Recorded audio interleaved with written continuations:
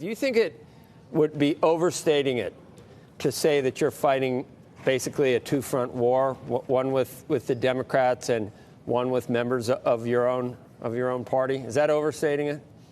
Look, we are stronger as a Republican conference when we work as one. And we watched that through all the battles we had at the beginning of this year, especially when we came to the debt ceiling. Schumer and the president believed they couldn't meet with us, that we couldn't do anything. And once we were able to pass a bill, the negotiations started. We've been struggling all summer trying to pass the appropriations bill. But let me first put it in context. We are in a much stronger place overall as a country because normally we don't move these bills through committee. The Senate usually never does that. They wait till Christmas and they write an omnibus with a few people in the background. In that debt ceiling, we put a 1% cut across the board if you didn't do your appropriations job. The Senate has now moved them through committee, but they haven't moved one bill off the Senate floor. We will, by the end of this week, have taken up 73% of the discretionary spending. So what we really need to do is put that stopgap measure that gives us more time to finish the work on both sides. But we're in a better place than we have been in other years, and we want to solve this problem once and for all. If you are able to get your plan, I don't know, you need 4 different votes, I think. Let's say that goes through. It probably, I'm sure, it would not pass the Senate. We know that. Is there any chance that you would reconsider the Senate version, pass it, maybe with some help from Democrats, have an amendment that does something for border security, and then, come what may, try and hang on for dear life if there's some type of challenge to your speakership? Would that ever happen, or are we headed for a Sunday shutdown? Look, now remember, the Senate is their own body and the House is their own body. It's not ours to surrender. What happens is when we pass a bill and they pass a bill, we find where we have differences and come to a conclusion. I look at the current Senate bill that does nothing when it deals with the border. Now, don't take my word for it. The governor of Massachusetts has declared a state of emergency. The mayor of New York City says it's destroying his city. The governor of New York is telling people to go someplace else. New York is spending more than $1 billion just on hotel rooms. El Paso mayor. So this is really something that I hear from Democrats and Republicans that want to have something done. I think focusing something along that border to change some of those policies the president changed would put us in a really good position that we could get a stopgap measure to move forward. And that's what two houses work together to make a difference on. But Speaker McCarthy, we spoke with one of the heads of the Problem Solvers Caucus in the House earlier this week, and it's, again, 32 Republicans, 32 Democrats who are trying to find consensus. They said that they are putting forth a bill like that. They have a bill that they have support for from both sides of the aisle that would do just that, take care of some of those border issues and move things ahead, but that they can't get you to take that to the floor. Would you consider that?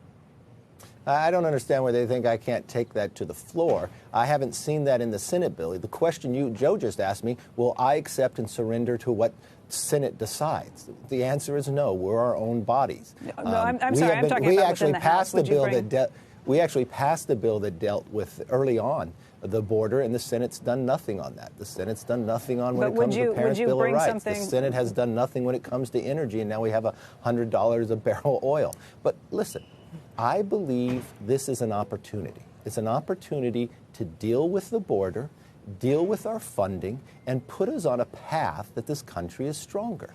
I will listen, just as I sat yesterday. I also think another provision that we can deal with is a debt commission made up of Republicans and Democrats, much like how we did the old BRAC commission to deal with our long-term debt Which the problem solvers agree with you on that, sir. I know it. I had a very good meeting. Is this going to happen? I had a very good bipartisan meeting yesterday with that. That's something that we have in our continuing resolution as well. It's something I had advocated with the president early in this year. It's something I've talked to Hakeem Jeffries about. I think there's a bipartisan plan here that we could actually solve this and move forward. But it's not going to happen by Sunday. It probably won't happen by Sunday, though, right? Listen.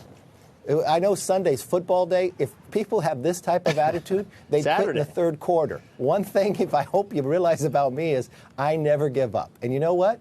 If we have to play into overtime to get it right, I will do just that.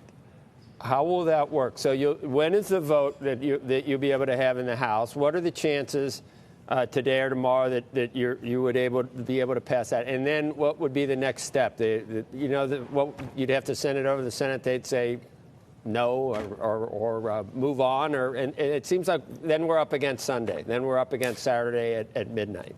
Yeah, well, I think we could work through the weekend, and I think we could figure this out. Look, I look at the country today. We've got people striking from California to Michigan. We got price of gasoline $100 a barrel. We've got inflation like we haven't seen before, and we've got a president sitting in San Francisco just trying to raise more money. I say, get off the fundraising trail. Care about your nation. Let's get together. We've been able to do it together before when we sat down. We can solve this problem. This is an opportunity to put the country on a better path, to secure our borders. Yeah. Don't do it because Republicans are concerned about it.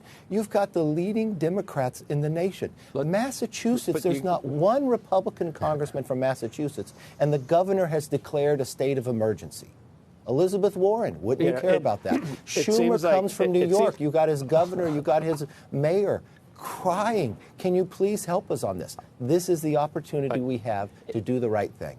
Remember, it seems like it was just yesterday we were talking about the debt ceiling, and you were able, against all odds and people's expectations, to get a bill passed. That's what forced President Biden, it seems like, to the negotiating table. So maybe it all hinges on you being able to pass something today or tomorrow. So instead of talking about where the president is and what he's doing, let's talk about that other flank and that yes. Two-front war I was talking about. What are the chances you're able to actually pass something?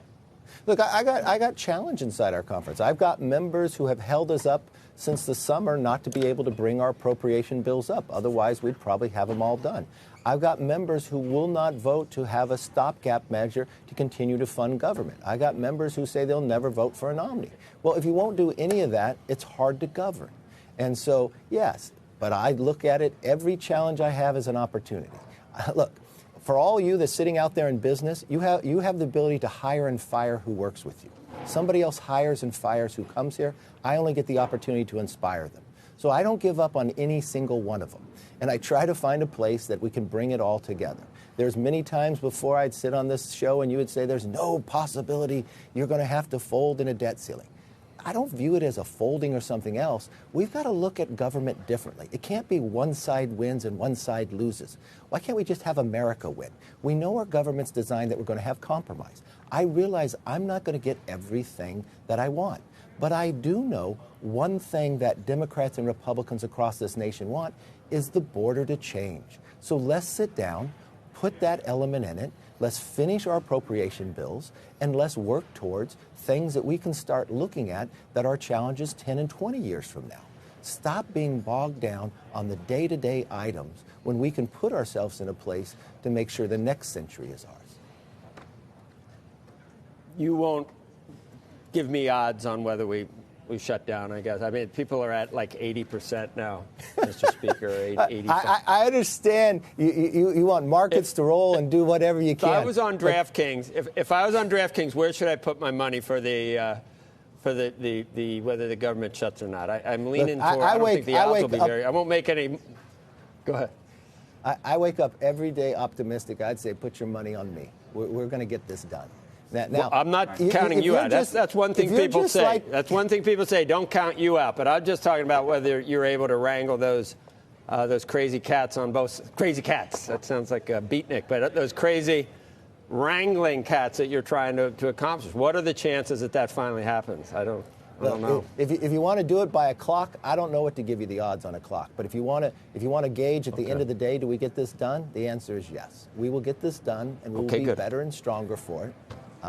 But I don't give up if the clock runs out. I'm okay playing in overtime.